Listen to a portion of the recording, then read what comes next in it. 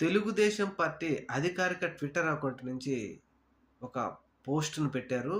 నిజంగా ఎంత ఘోరాతి ఘోరమంటే, ఆంధ్రప్రదేశ్ రాష్ట్రంలో అధికారం రాకముందు ప్రజలని ఏ విధంగా మోసం చేశారో, అంతకు మించి ప్రజలను మోసం చేయాలని ఇప్పుడు జగన్మోహన్ రెడ్డి గారి మీద వీరు రాస్తున్న రాతలు ఎలా ఉన్నాయో, ఒక పోస్ట్ మీకు చదివి వినిపిస్తాను.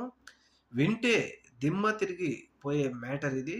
కమిషన్ ఇచ్చిన వాళ్ళతో జే బ్రాండ్ మద్యాన్ని తయారు చేయించి, కేసుకు ఇంత చొప్పున జే ట్యాక్స్ కట్టించుకొని, డిజిటల్ చెల్లింపులు లేకుండా అమ్మేసి, ఏ రోజు సాయంత్రం ఆ రోజు కలెక్షన్‌లు తాడేపల్లి కొంపకు చేరితే, ఆ డబ్బును లెక్కపెట్టడానికి 280 కౌంటింగ్ మిషన్‌లు రాత్రి పగలు పనిచేసేవి. అంటే లెక్కేసుకోండి దోపిడీ సొమ్మును ఏ రేంజ్‌లో ఉందో అని.